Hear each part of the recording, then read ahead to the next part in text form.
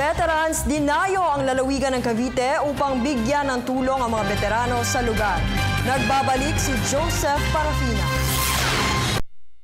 Isang malayong bayan sa lalawigan ng Cavite ang dinayo ng Filipino War Veterans Inc. para bigyang serbisyo ang mga veterano. Kaya naman kahit ang iba'y ugod-ugod na, nakangiti pa rin silang sinasamantala ang libreng mga regalo tulad ng libreng gamutan, libreng bunot ng ngipin at maraming iba pa. Ito'y nangyari sa bayan ng Bailin o General Emilio Aguinaldo kung saan maraming mga war veterans ang naninirahan kaya't malaking tulong ito para sa kanila. Medyo natutuwa, medyo saya dahil na drum-drum kami. Drum kami sa mga kasamahan sa veterano. Alam naman ninyo, yung mga veterano, sasakitin na, medyo may edad na.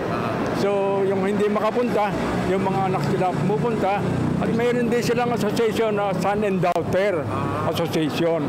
Para sa PhilVets, di sila magsasawang paglingkuran ng ito at kanilang mga kaanak. Dahil bukod sa paglilingkod nila ng tapat sa ating bayan, di rin natin malalasap ang kalayaan tinatamasa ngayon kundi sila nakipaglaban. At dahil walang humpay ang tulong na natatanggap nila sa iba't ibang sektor, sapat na rin silang maging tulay at mag-abala para ipabot ang mga biyayang ito sa ating mga veterano. Napakaraming mga nagsilbihan sa ating armed forces at dito nagretiro, mga taga rito. At I was really surprised. We have a big number of retirees and pensioners dito sa bayan ng Bailin. So we feel that we will extend these services. Para sa Telebisyon ng Bayan, Joseph Parafina.